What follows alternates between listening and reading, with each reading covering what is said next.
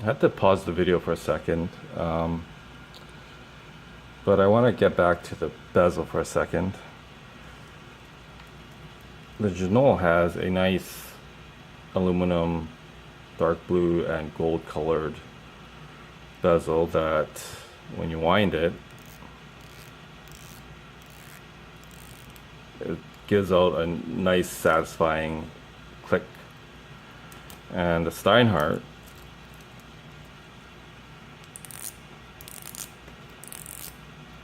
has an even more satisfying click to it. I've never turned a bezel for a real Submariner, so I can't really compare these two watches to a Rolex. But one thing I want to mention is with the Steinhart, I was honestly quite disappointed about how they decided to implement the numbers onto the dial. As you can see, sometimes depending on the angle, the numbers completely disappear. And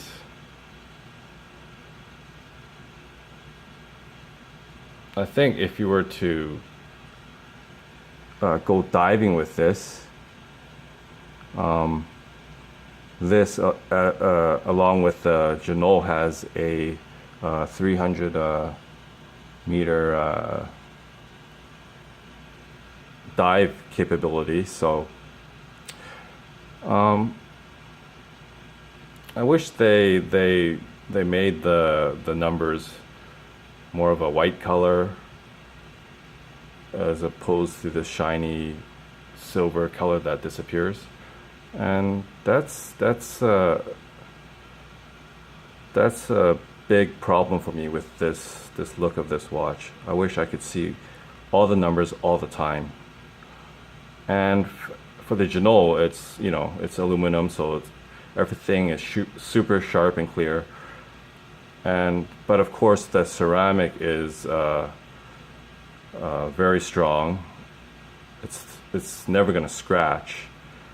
So both of them has pros and cons, and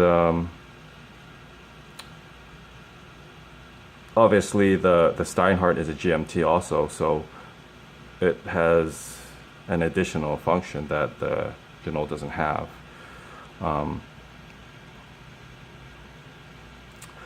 One thing also I want to mention about the Ginault dial. See at the very bottom, it says hand built in America, and on the right, the Steinhart says Swiss made. Honestly, I think they should have made it say made in USA or USA made, because these words are taking up a lot of space and we're losing quite a few tick marks. And I think, it feels like there's like a chunk missing at the bottom.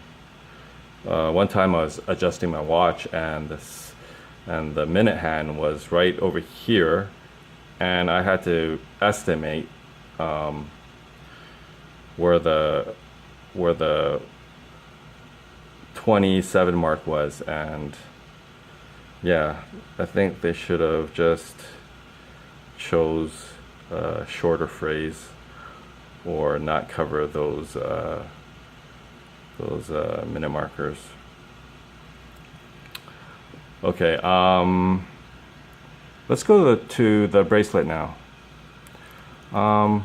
This is where the Ginault really shines. If you compare this to a digit sub. It has the same style of polished bracelet with a diver's extension.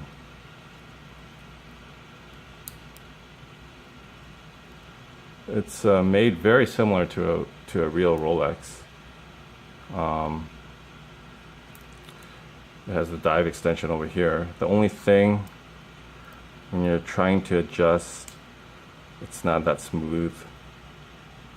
I heard it's not that smooth on a real Rolex either, but I'm sure it's a lot less gritty, but it's not really a problem because you're gonna adjust it once in a while, and you know you're not gonna you're gonna adjust it from like from here to there, a small distance. So it's not a big deal, but it's constructed very well. What I'm most impressed with is the end link here. This middle piece. If you look on other homage watches that are of a much lower price point, you can see that they always get this part wrong. But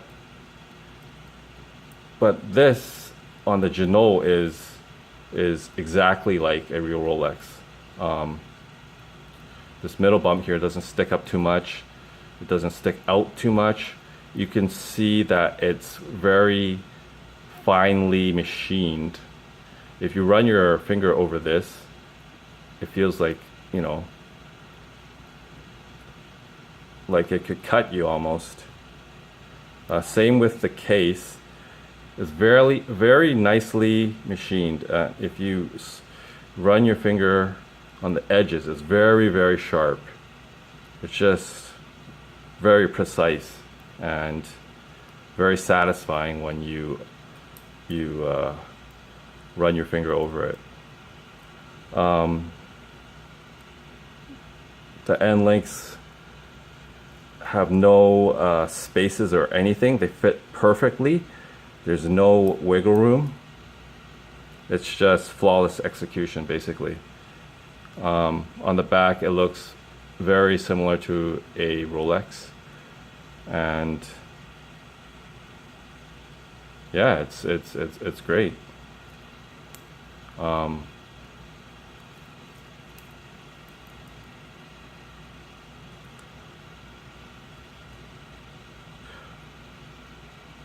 the Steinhart,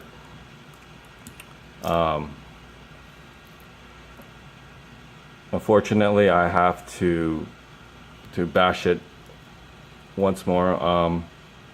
And this was actually the cause for me to sell this watch. This watch, I just sold it a few days ago, and I'm doing this YouTube review because I promised Ginault that I would do a review comparing their watch to this watch. And yeah, full disclosure, I got like I think 30% off instead of 22. So it's not like a huge discount like before where you would get 50% off for doing a review. So it's a small little discount. So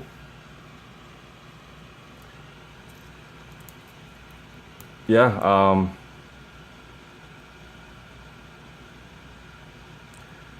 kind of lost for words right now.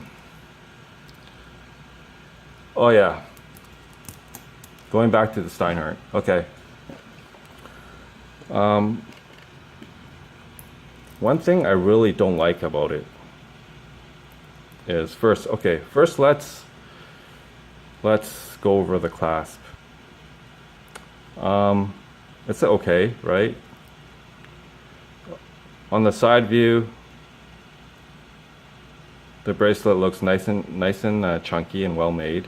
You can see the screw in screws in here. So,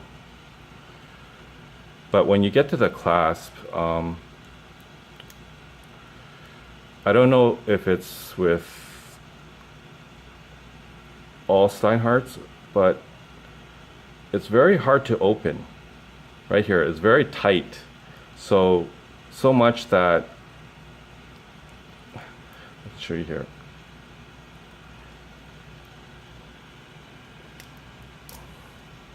That takes too much pressure to open, and this can be probably solved by maybe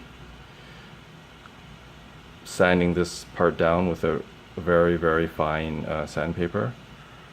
Or I found out another method.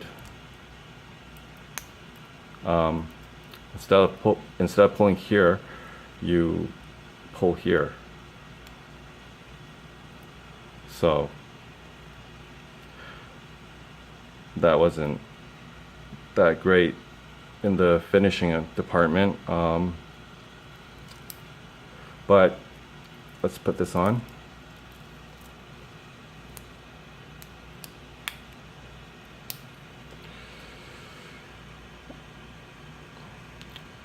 As you can see, it fits quite well, but the reason why I sold this watch is I wanted to keep it, but I just couldn't get past the end links here and here. They just don't look good. I mean, they look like angular, you know, sloppy pieces, and depending on how big your wrist is, you know, it'll look like this, or you'll see the corners of it like this. You know, it just doesn't look too pretty. And honestly, I was trying to find if I can get another bracelet for this watch, because that really bugs me. And I thought to myself, well, you're gonna keep one watch, probably either the Ginault or the Steinhart, because they look kind of similar, and I like to have watches that look completely different from one another. So every time I wear a watch, it feels, you know, like a new experience. So when it came down to it, I couldn't get past these end links over here.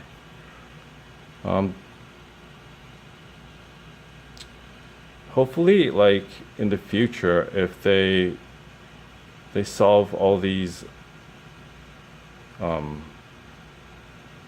so-called problems, I mean, they might not bug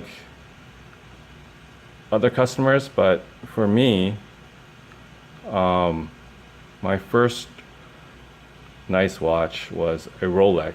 So right away I started pretty much almost at the top of the watch game in quality and fit and finish. So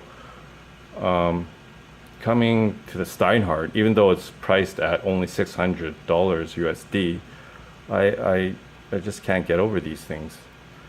And so, yeah, but overall, for the money, it's a great watch. And if they fix these things, I may buy one of their future watches. Who knows? They're a good bang for the buck. It's neat that they are from Germany, which is, Germany produces like the best cars in the world. Germany and Italy, right?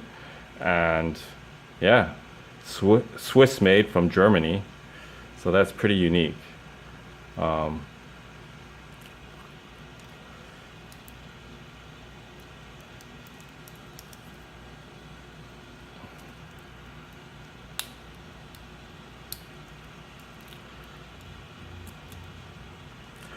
Let's see. Let's go over the crown quickly.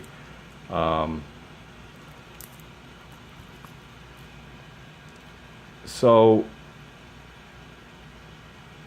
they both have their logos on the crown, but the Ginault again has a nicer finish. If you can see up close, let's see.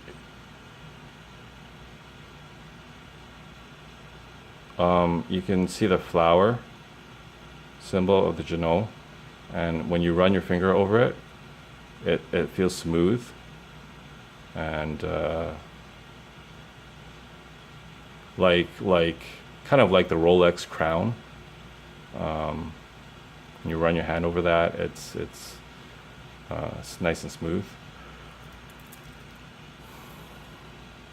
The Steinhart, it's more of a, like, I don't know how you call it, etch style or something. If you run your hand over, it's like sharp, very sharp, and like it's kind of like industrial and unfinished kind of feeling. Same with the engraving on the case back with the seahorse and the, what is that, merman or something, mermaid with a trident. But it's nonetheless a nice touch. Again, on the Ginault, it looks just like a Rolex case back, very plain, except it has some engravings like Ginault, the name, and I don't know what AU 183-200 means, but yeah, it's a decent case back, right? What else is there? Let's see. Yeah, so basically,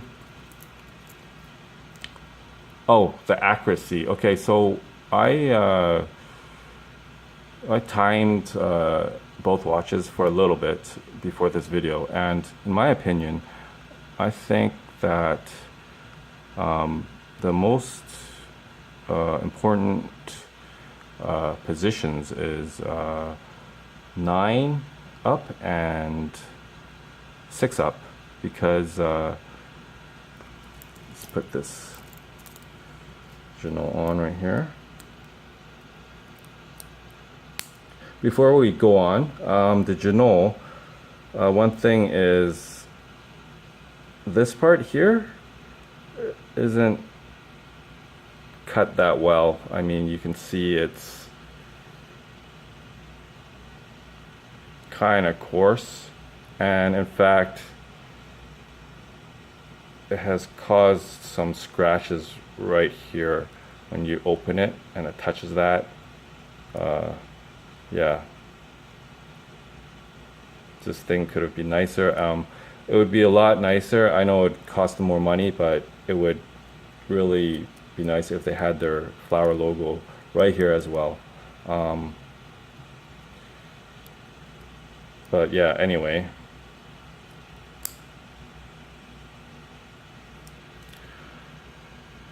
So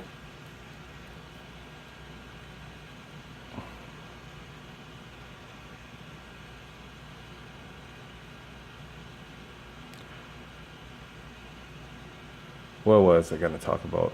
The fit and finish, I guess, on the Ginault is like really good. For retail price of 1,500 USD, it's you know, that's reasonable, I guess, but I don't think they can charge that much right away until they're more well known to the world. The Steinhart is has been around longer, and they are more well known. But at $600, it's a good watch for the price. So the Ginault is expected to be higher quality, and it is.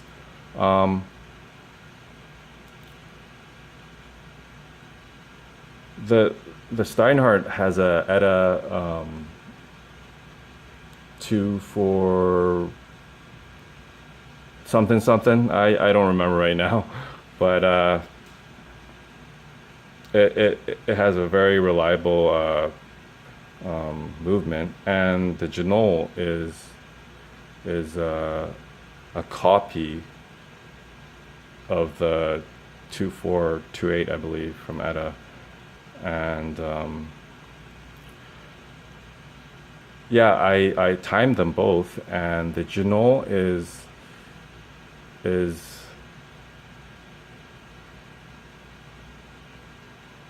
3.5 seconds fast per day at 6 up, which is like this, and at 9 up, which is, like, I can't really show you now, but like 9 up and 6 up, in my opinion, are where your watches are going to be most of the time. Like 6 up is like you're like this when you're at a desk or something, or driving or something. Usually your watch is like this. Or when you're walking, it's going to be 9 up. So you're walking, 9's going to be pointing up, right? So anyways, for 9 up, it's about 4.5 seconds fast, which is a bit faster than the sheet that I got. 9 up and 6 up are 0 on the sheet, but it's not that way right now. I'm sure it could be adjusted further. Also, both these watches just came out of a watch winder a couple hours before this video, and they've been winding for at least a week. So I don't know if they're too wound up or anything, but yeah, that's how it is when fully wound.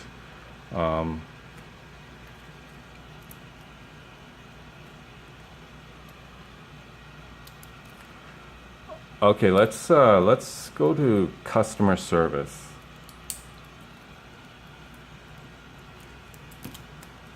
For these two brands. Honestly, I'm disappointed with both. Ginault, when I first contacted them, I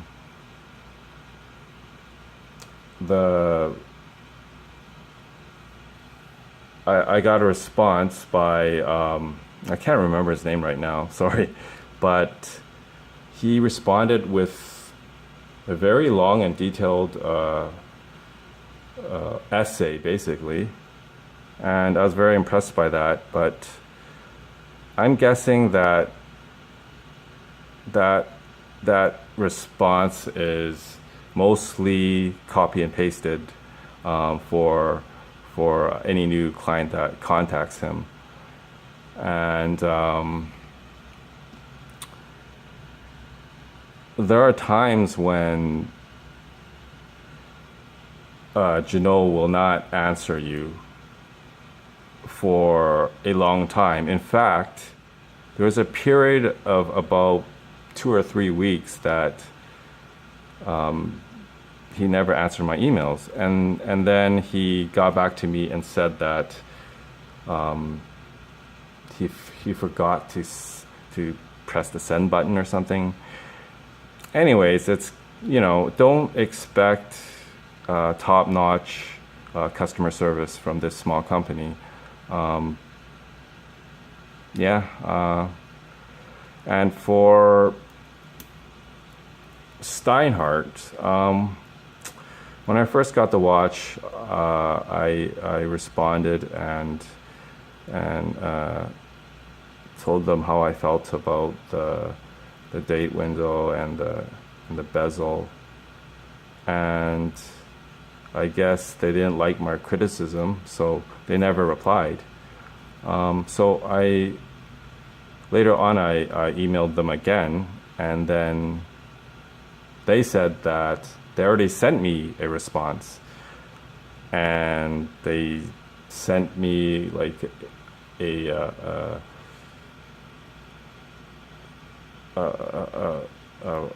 photo or something, or a link showing that they did send me an email, and it was timestamped and everything. But it's weird. I never got that email.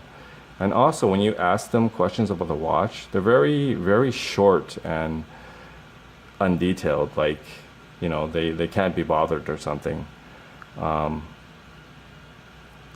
So, I mean, they're both micro brands, right? And yeah, honestly, I've never really received that good customer service from any micro brand. Monta is another one that disappointed me in the customer service department. I was asking them about the watch and the dimensions, and they give it to me, and it turned out it was a little bit too big. So I responded, I told them I love their watches, but do you think they would ever make a smaller size? And they didn't even respond. So that was pretty disappointing. And I'll remember that. And yeah. So, yeah, not good, guys. Well, in the end, I guess you guys already know that I'm selling the Steinhart, and in my opinion, if we're talking about value for dollar, it's pretty close. But I can't. Another reason why I'm getting rid of the Steinhart is it doesn't really fit in my collection. I don't. It could be my beater watch, I guess, but I have a Seiko, and I use that as a beater watch, and it has a white dial, and it looks completely different from my other watches. So yeah, the Steinhart had to go, I guess. Also, my other watches, I guess, are, I have an Omega and a Rolex also, and those watches are more than 5K each. So